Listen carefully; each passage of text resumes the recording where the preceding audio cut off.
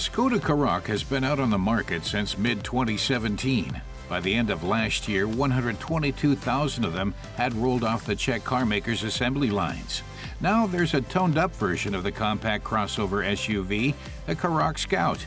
Skoda says it handles even better on rough terrain and thinks it'll draw fans looking for transport to more remote locations in the great outdoors. Car tester Jan Becher says SUVs are supposed to be sporty off-roaders, which means this special off-road trim package somehow seems a little redundant. Nowadays, most two-wheel drive lifestyle SUVs can barely climb up on the curb when you're parking, he says. So maybe the Karoq Scout actually does make a kind of sense if it really can deal with off-road terrain. That's what he's going to find out today.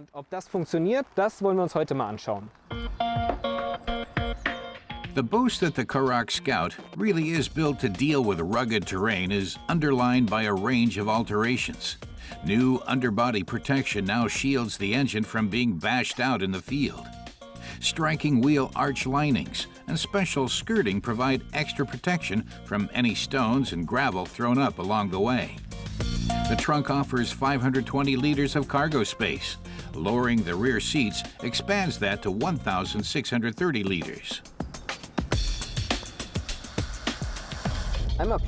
Jan says the view from the driver's seat is nice and high, typical for SUVs, and visibility up front is good. Steering is light and direct, and suspension is more comfortable than stiff. But it's stiff enough to keep the Scout from listing in curves. All in all, it makes a good impression. Two engines are on offer for the model, a 2-liter diesel or a 1.5-liter gasoline-powered version. Both put out 110 kilowatts of power. The Scout takes 9.3 seconds to go from 0 to 100 kilometers an hour. The bare-bones version costs around 36,000 euros. Jan's test car, with lots of extras, would go for over 47,500 euros.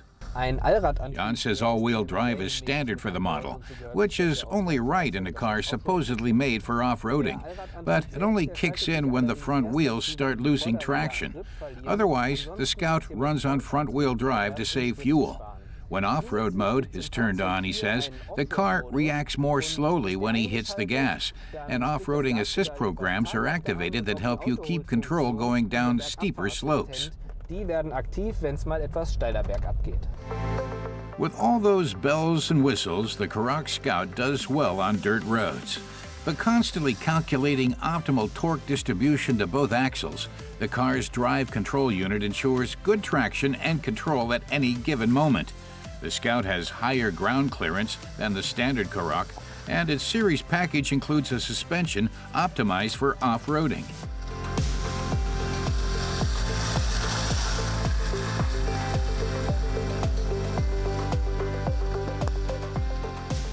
Jan likes the wood trim inside, although he generally isn't a fan of it, but combined with the Scout's exclusive seat upholstery and brown tones, it complements the rustic outdoorsy look.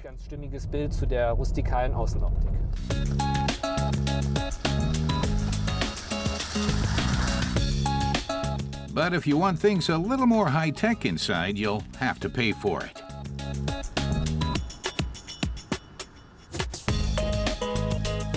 Though the standard package does include a 9-inch infotainment display and adjustable ambient lights. It lets you alter the lighting scheme in the interior to suit your own taste, and is a nice touch in combination with the Scout's brown seats.